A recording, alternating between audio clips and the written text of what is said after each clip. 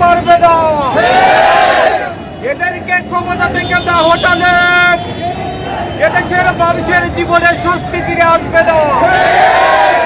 বাংলাদেশ জামাত ইসলামী জনগণের পক্ষ নিয়ে তাই আজ রাজপথে নেমে এসেছে। আমাদের ঘোষণা, এই আওয়ামী সরকারকে ক্ষমতা থেকে টেনে হিসেবে নামাতে হবে।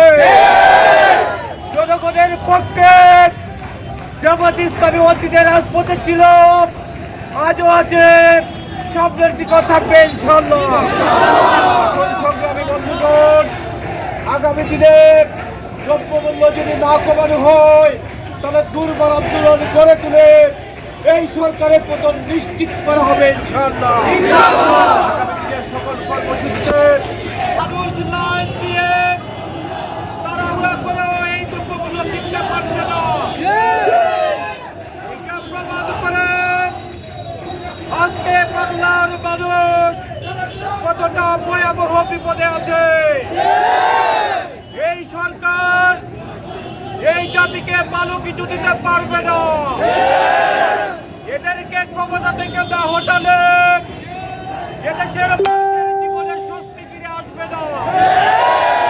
বাংলাদেশ জামাত ইসলামী জনগণের পক্ষ নিয়ে তাই আজ রাজপথে নেমে এসেছে। আমাদের ঘোষণা, এই আওয়ামী সরকারকে ক্ষমতা থেকে টেনে হিসেবে নামাতে হবে। জনগণের পক্ষে জামাত ইসলামী অতীতে রাজপথে ছিল, আজও আছে, সামনের দিকে থাকবে ইনশাআল্লাহ।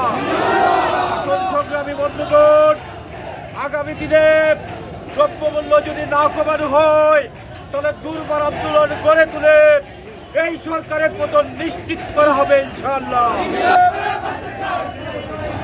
এই দ্রব্যমূল্যের বাজার অস্থির করে তুলেছে। বাংলাদেশের ইতিহাসে সর্বোচ্চ মূল্য দিয়ে আজকে মানুষের প্রয়োজনীয় দ্রব্য কিনতে হচ্ছে। আমরা দেখতে পাচ্ছি পৃথিবীর দ্রব্য কেনার জন্য মানুষ লাইন দিয়ে তাড়াহুড়া করে এই দ্রব্যগুলো কিনতে পারছে না।